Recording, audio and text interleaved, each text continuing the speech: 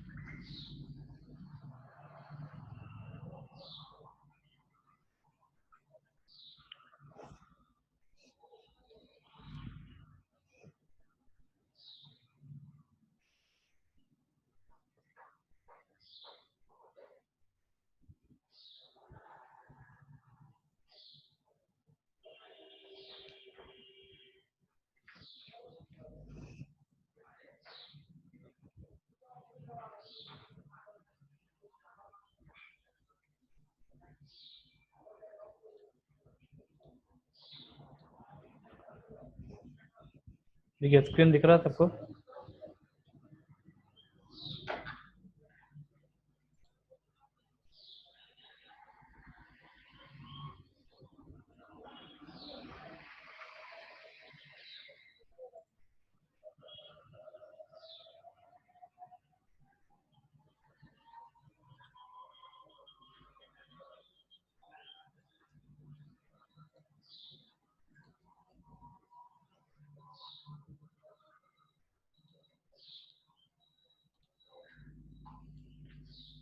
ठीक है, आज नया चैप्टर चालू करेंगे, दैट इज केमिकल काइनेटिक्स।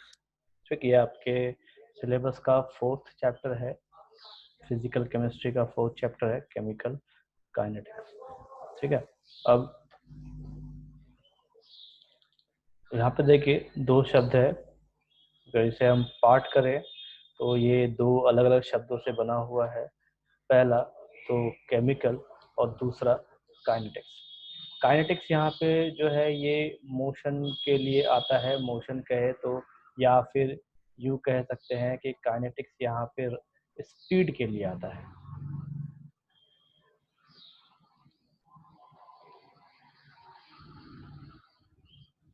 ठीक है, स्पीड के लिए आता है।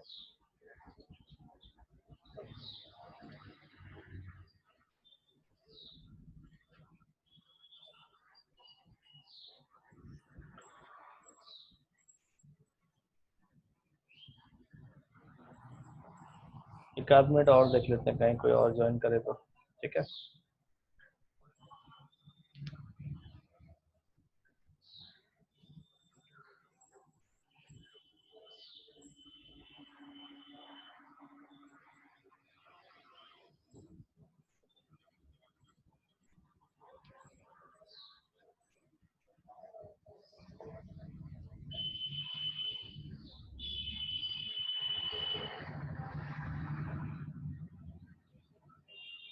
तो देखो फिर से बता रहा हूँ, काइनेटिक्स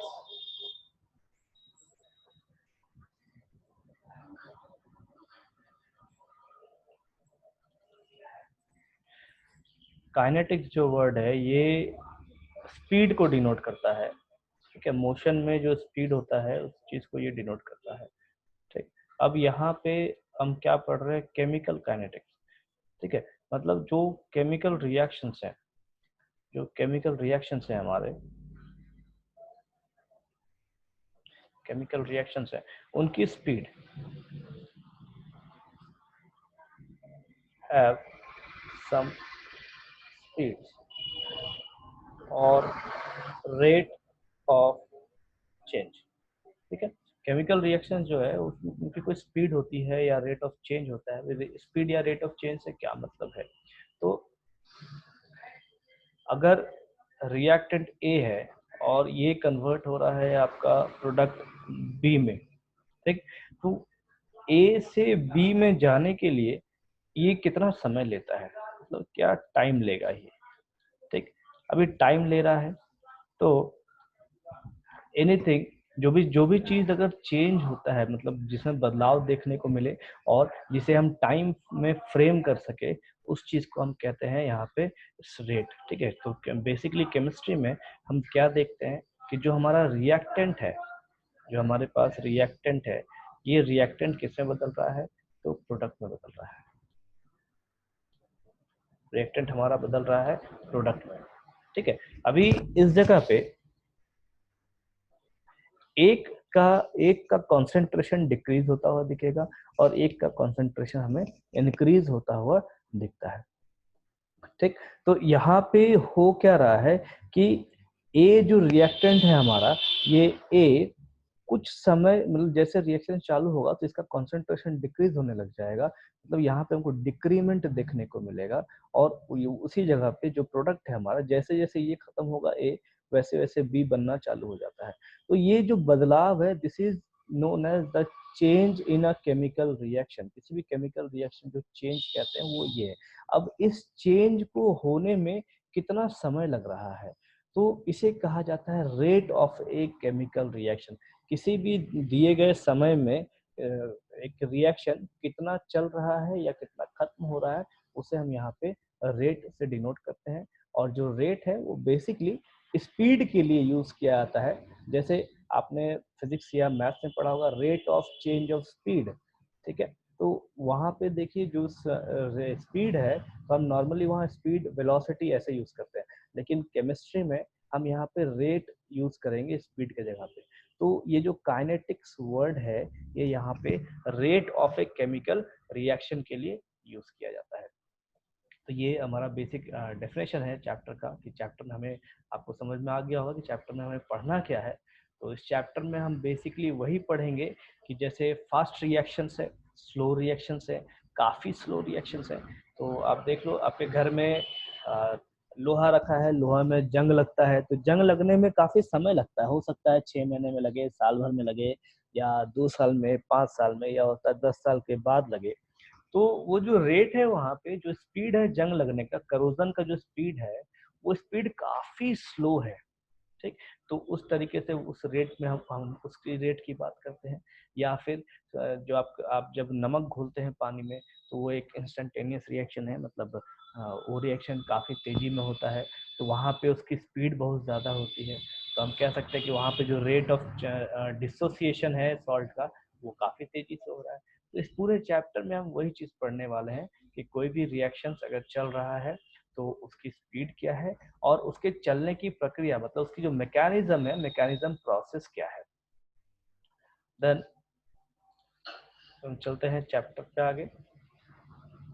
सबसे पहले इसका definition, the study of reaction rates or study or speed of a reaction and their mechanism is called as chemical kinetics।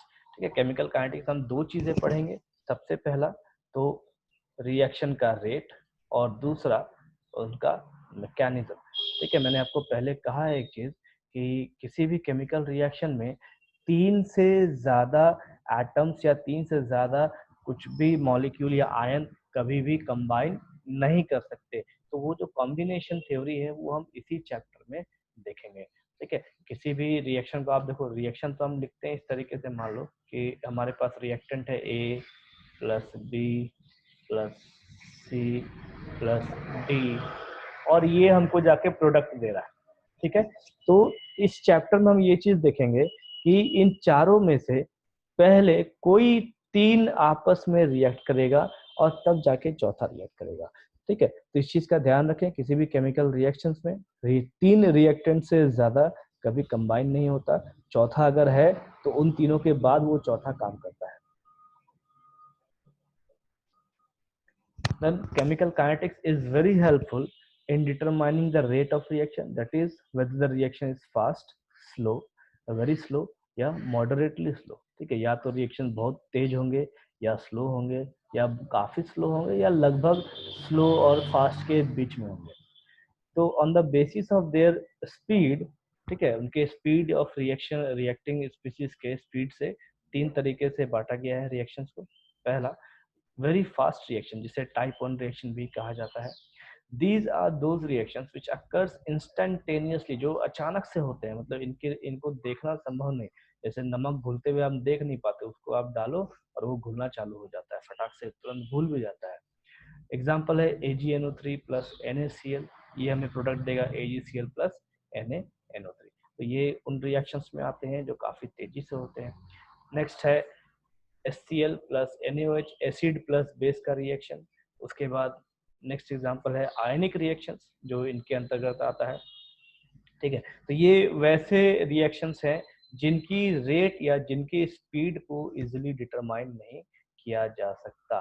ठीक है,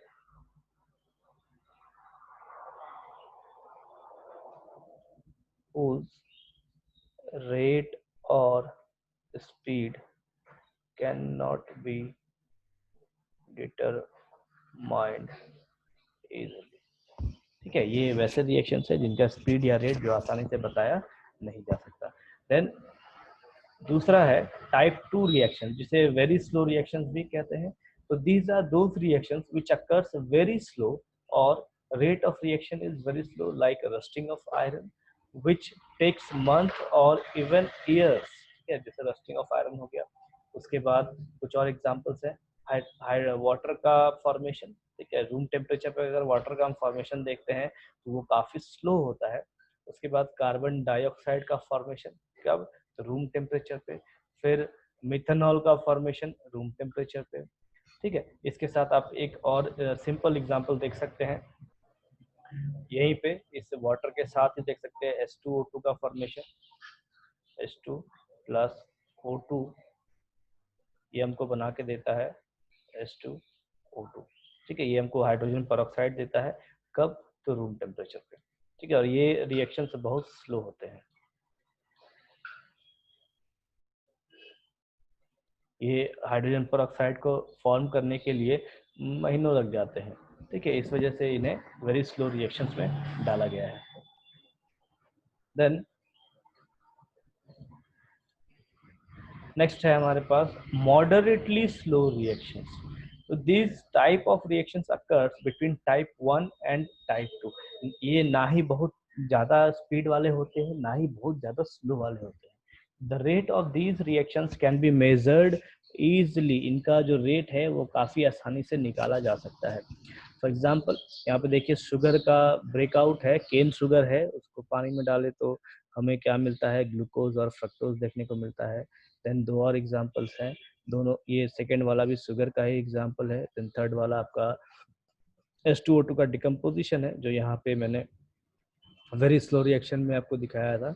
तो डिकम्पोजिशन जो है ये बेसिकली हीट के द्वारा किया जाता है, इसीलिए इसे मॉडरेटली स्लो में डाला गया है। ठीक है, H2O2 का जो रिएक्शन है ये इक्विलिब्रियम रिएक्शन होते हैं। ठीक है, यहाँ पे डिकम्पोजिशन जो है H2O2 का, ये बेसिकली हीट के द्वारा किया जाता है। हमको रिएक्शन कैसा देखने को मिलेगा, तो H2O2 ये अगर हम हीट करेंगे तो हमें वापस से ये H2+O2 बना के ही देगा। लेकिन जो हीटिंग प्रोसेस है, ये हीटिंग प्रोसेस के वजह से इसकी स्पीड थोड़ी बढ़ जाती है। इस वजह से इस रिएक्शंस को टाइप 1 और टाइप 2 के बीच में रखा जाता है।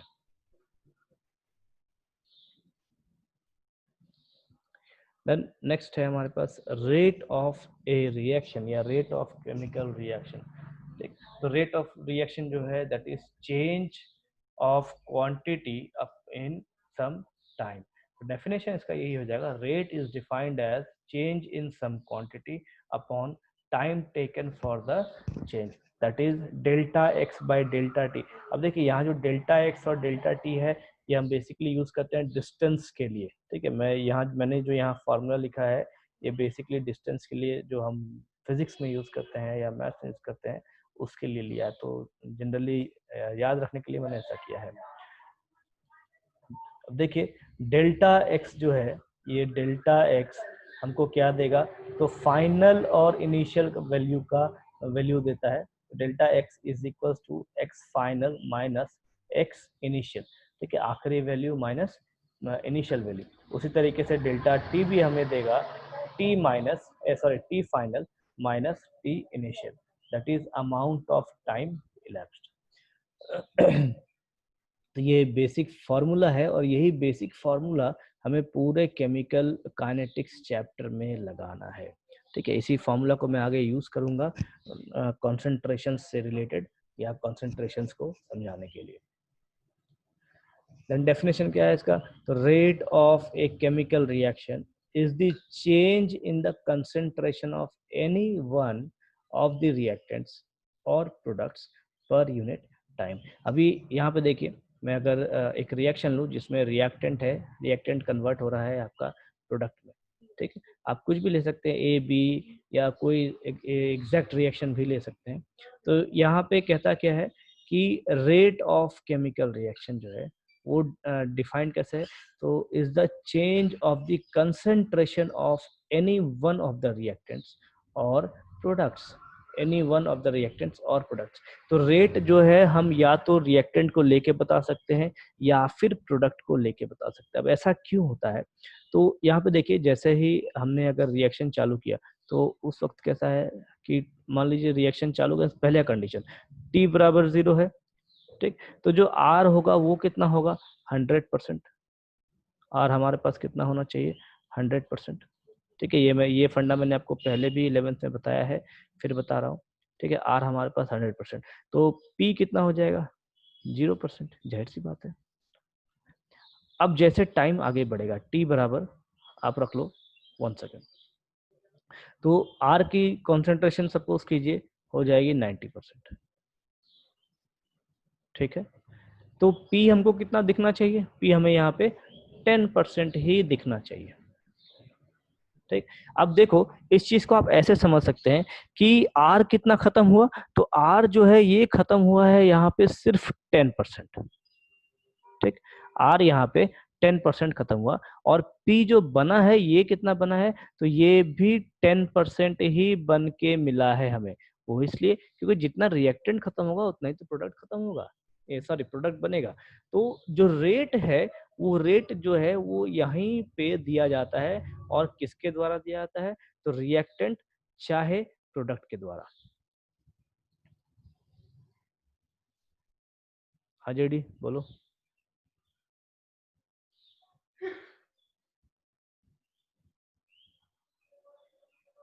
क्या बोल रहे हो जेडी बोलो।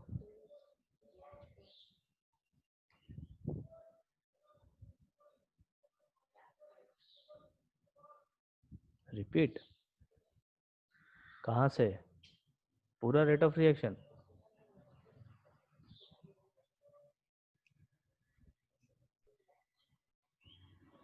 क्या है जी, सुनते सुनते सो जाते हो क्या? गला सुखवा देता है तुम लोग यार।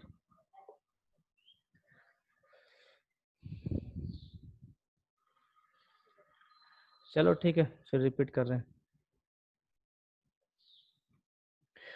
देखो, रेट ऑफ रिएक्शन जो है वो रिएक्टेंट और प्रोडक्ट के कंसंट्रेशन पे डिपेंड करता है। ठीक, हमने हमने एक चीज़ पढ़ा है मैथ्स फिजिक्स में, क्या कि भैया जब गाड़ी आपका चल रहा है, मान लीजिए गाड़ी एक स्ट्रेट लाइन में चल रहा है, तो इस जगह पे आपकी जो गाड़ी है वो इस जगह पे इसकी कुछ वेलोसिटी होगी v1। ये यहाँ से अगर यहाँ आया तो उसके बाद यहाँ पे आपकी कुछ ना कुछ वेलोसिटी देखने को मिलेगी, मान लीजिए यहाँ v2 है। तो हम रेट ऑफ चेंज कैसे निकालेंगे? v2 माइनस v1 करेंगे, जाहिर सी बात है। ठीक है, फाइनल माइनस इनिशियल करेंगे। तो इस जगह पे भी वही चीज किया जाता है। अब यहाँ पे देखिए, जो हम कंसेंट्रेशन लेते हैं तो रिएक्टेंट है हमारे पास मान लो 100%। तो 100% कब है? जब टी 0 है तब हमारा रिएक्टेंट फुल है, क्योंकि भाई रिएक्शन चालू ही नहीं हुआ तो रिएक्टेंट तो कंप्लीट होगा। लेकिन जैसे रिएक्शन चालू हुआ और सपोज कीजिए टी 1 सेकेंड पे, टी जब 1 सेकेंड है तो रिएक्टेंट मेरा कितना हो जाता है? 90%। ठीक है, 90% मुझे देखने को मिलता है। तो प्रोडक्ट मेरा कितना बनना चाहिए? जाहिर सी बात है 10%। तो हम ये भी कह सकते हैं कि जब मेरा रिएक्टेंट 10% खत्म हुआ, जब मेरा रिएक्टेंट 10% खत्म हुआ तो जाके मेरा प्रोडक्ट 10% बन रहा है। ठीक है, तो रेट ऑफ चेंज जो है यहाँ पे, या यूं कहे कि रेट ऑफ रिएक्शन जो है यहाँ पे, वो किनके किनके वजह से देखने को हमें मिल रहा है? तो रिएक्टेंट के वजह से भी और प्रोडक्ट के वजह से भी देखने को मिलता है। तो इसी चीज को डेफिनेशन में लिया गया है कि रेट ऑफ चेंज, देखिए मैं यहाँ ब्लू लाइन से ये कर रहा हूँ, रेट ऑफ चेंज या rate of a chemical reaction is the change in the concentration of any one of the reactants और प्रोडक्ट। या तो आप रिएक्टेंट को लीजिए चाहे प्रोडक्ट को लीजिए, दोनों में से कोई भी उठाइए, आपको रेट ऑफ रिएक्शन देखने को मिल जाएगा। ठीक है, उसका बेसिक रीजन यही है कि जितना रिएक्टेंट खत्म हो रहा है उतना ही प्रोडक्ट बन के हमारे पास आ रहा है। क्लियर है जेडी? और बाकी लोगों को भी क्लियर है यहाँ तक? रेट समझ में आया? देखो, चैप्टर बहुत इजी है, ये चैप्टर काफी इजी चैप्टर है। और समझ लीजिए इस चैप्टर में तो 70% यहाँ पे आपको न्यूमेरिकल ही देखने को मिलेगा। ये पूरा न्यूमेरिकल चैप्टर ही कहलाता है। ठीक है, एंड सिंपल क्वेश्चंस आते हैं, कोई टफ नहीं। क्लियर है यहाँ तक सबको?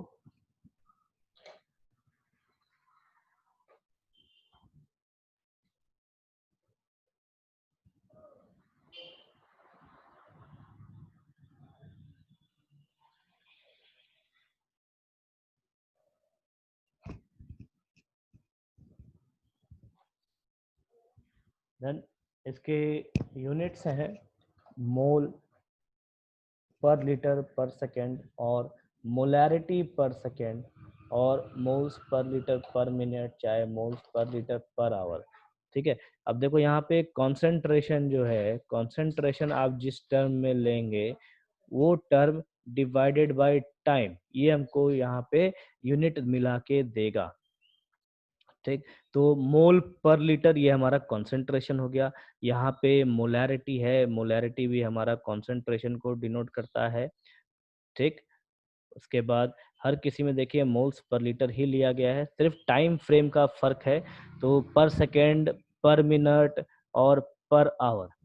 ठीक, then for gaseous reactions, for gaseous reactions के लिए क्या है यहाँ पे? एटीएम पर यूनिट हो जाता है। क्यों?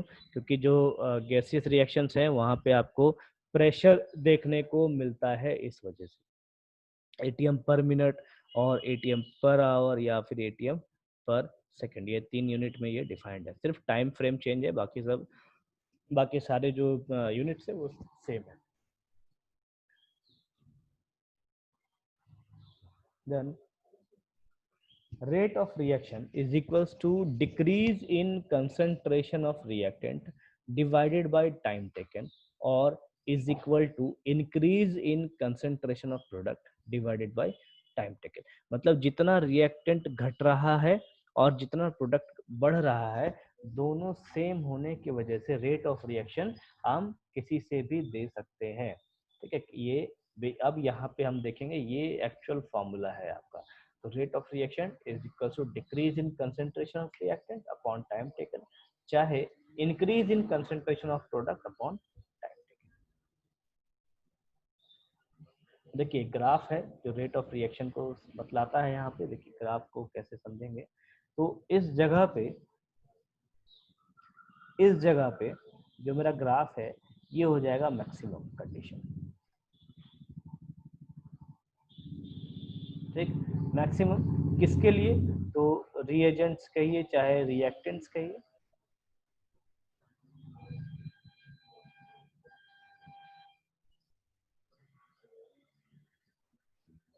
ठीक है, रिएक्टेंट्स कह लीजिए चाहे रिएजेंट्स कह लीजिए, कुछ भी कह लीजिए।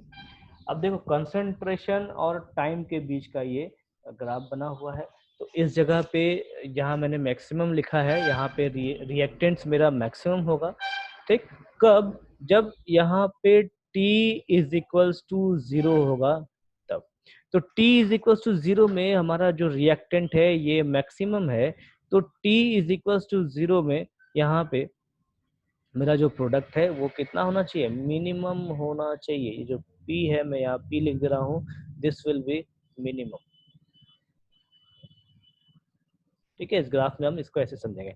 उसके बाद जैसे जैसे मेरा समय बढ़ता जाएगा, जैसे जैसे मेरा समय जो है वो बढ़ता जाएगा, 0 से 1 2 3 4 सेकंड में बढ़ता जाएगा, वैसे वैसे ये जो कंसंट रिएक्टेंट्स का जो ग्राफ है ये नीचे आएगा। मतलब जो कॉन्सेंट्रेशन है यहाँ पे, कॉन्सेंट्रेशन मुझे डिक्रीज करता हुआ दिखेगा। Concentration of reactant will start decreasing. ठीक है, मुझे ये चीज यहाँ पे होता हुआ दिखेगा। ठीक, ये एक कंडीशन हो गया। उसके बाद जैसे ही रिएक्टेंट्स घटेंगे वैसे ही प्रोडक्ट भी बनना चालू हो जाएगा। तो हमें यहाँ पे क्या देखने को मिलेगा कि इस जगह पे concentration of product will start increasing। ठीक है, तो इस ग्राफ से हमको बेसिकली यही चीज समझ में आ रहा है कि एक का कंसंट्रेशन घटेगा तो एक का बढ़ेगा। ठीक है, और यही चीज फॉर्मूला में दिया गया है। देन अब यहाँ से चले आते हैं हम एवरेज रेट ऑफ रिएक्शन के लिए। तो the above relation is also known as average rate of reaction. ठीक है, एवरेज रेट ऑफ रिएक्शन कहने का मतलब है कि जब हम कंसंट्रेशन की बात करें किसी भी रिएक्टेंट चाहे प्रोडक्ट के लिए, तो किसी भी समय के लिए हम उसका एवरेज रेट निकाल सकते हैं। मतलब दो कंसंट्रेशन को यूज कर सकते हैं निकालने के लिए। तो फार्मूला क्या है रेट ऑफ रिएक्शन चाहे एवरेज रेट ऑफ रिएक्शन का, सेम फंडा है, सेम फार्मूला है। The change of concentration of one of the reactant और product divided by time taken for the change.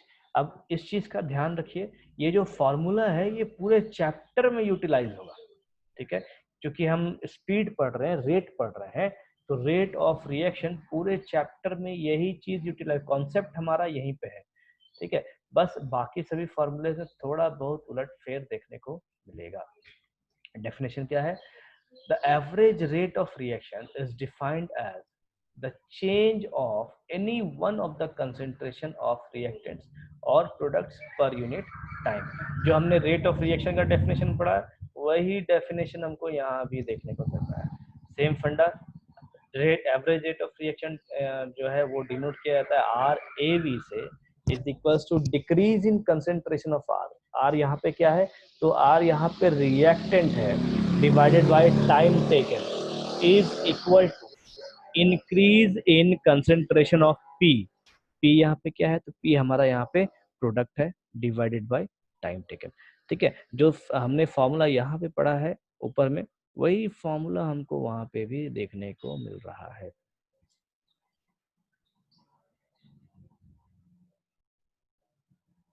Then R A V is equal to, देखिए यहाँ पे अब कुछ नया आ गया। नया क्या है?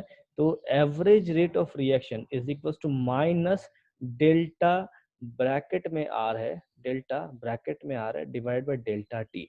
तो यहाँ जो ब्रैकेट है ये कंसंट्रेशन के लिए यूज किया जाता है। हमने equilibrium chapter 11th class 11th में पढ़ा है कि जब कंसंट्रेशन की हम बात करें तो उस कंसंट्रेशन को इस स्क्वायर बॉक्स में घिरा जाता है, तो ये कंसंट्रेशन को शो करने के लिए। Then is equal to plus delta P upon delta T. तो माइनस और प्लस यहाँ पे क्या डिनोट करते हैं? तो ये यही बता रहे हैं कि माइनस का मतलब है कि रिएक्टेंट का जो कंसंट्रेशन है वो डिक्रीज कर रहा है, और प्लस का जो मतलब है ये बता रहा है कि प्रोडक्ट का जो कंसंट्रेशन है वो इंक्रीज कर रहा है। इन दोनों का मतलब यही है सिर्फ।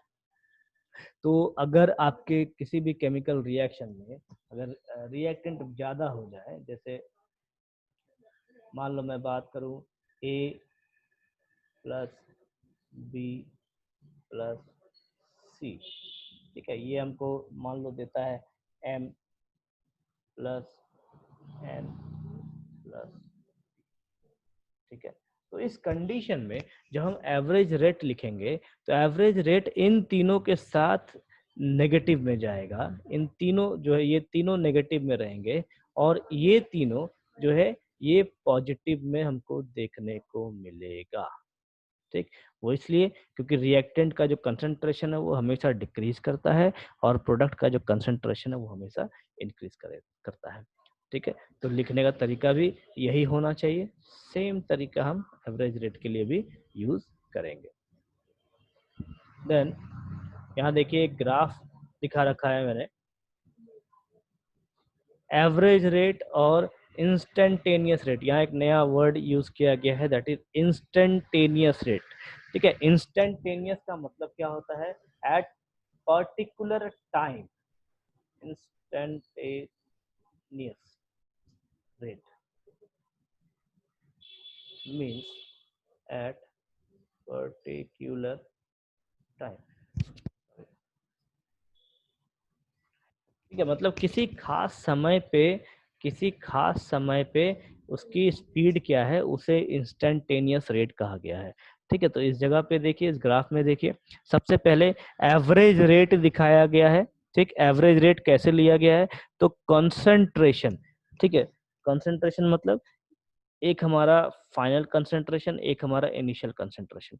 कब? जब T1 और T2 का टाइम फ्रेम है तब, मतलब इनिशियल टाइम और फाइनल टाइम लिया गया है तब। दो अलग अलग टाइम में जब हमें रेट निकालना हो तो हम उस चीज को ऐसे यूज करते हैं।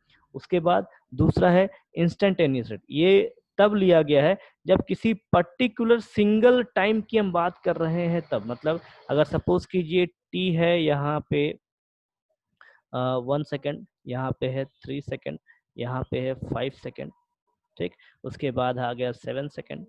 ठीक है, तो एवरेज रेट जो है वो क्या कहेगा कि एवरेज रेट T1 से T3 के बीच क्या है, पहला चीज। ये एवरेज रेट की हम बात करते हैं तब।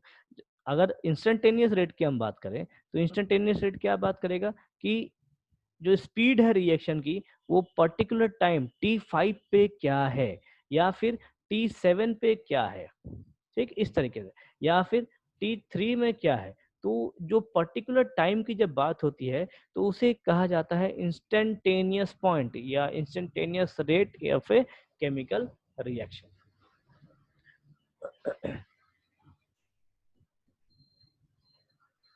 चलिए इस पॉइंट्स को आप एक बार ऊपर से पढ़िए, ठीक है, कोई डाउट होता है तो पूछ लीजिए। मैं आपको दिखा दे रहा हूँ, आप एक बार पढ़ते चले जाइए और थोड़ा जल्दी जल्दी पढ़ेंगे।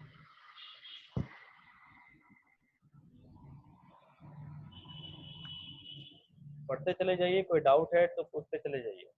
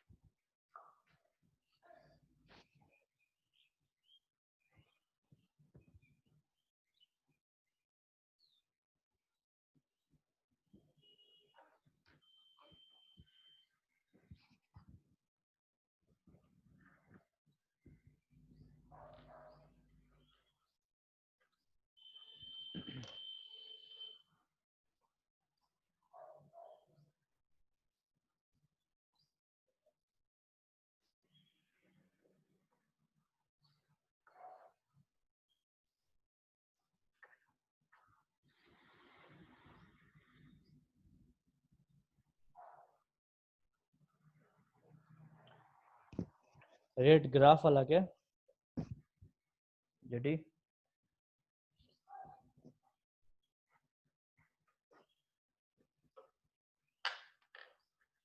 ये जो ग्राफ सामने दिख रहा है वो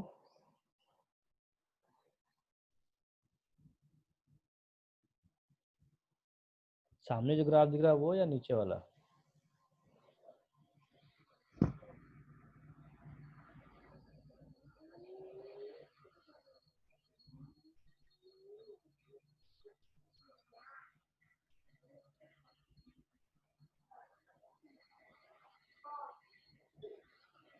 del X by del V वाला, डेल वी कहीं है नहीं, डेल टी है, ठीक है, डेल वी कहीं नहीं है, सब जगह डेल टी यूज किया जा रहा है। अब देखिए मैं ग्राफ आपको फिर बता रहा हूँ, हमको ग्राफ से एक ही चीज समझ के लेना है कि हमको जब हम रेट की बात करें तो रेट में क्या है कि हमारा कंसंट्रेशन होना चाहिए और टाइम होना चाहिए।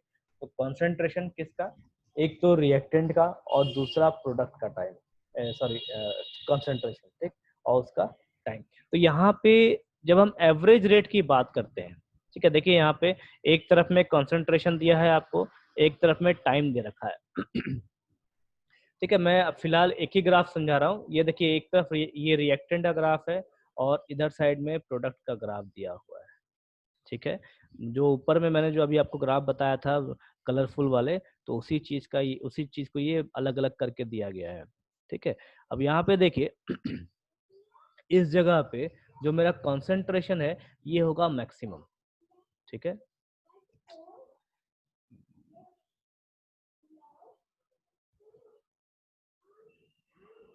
यहाँ पे रिएक्टेंट का कंसंट्रेशन मैक्सिमम होगा। तो सपोज कीजिए कोई एक टाइम है T1 और उस जगह पे कंसंट्रेशन रिएक्टेंट का मेरा है C1, ठीक।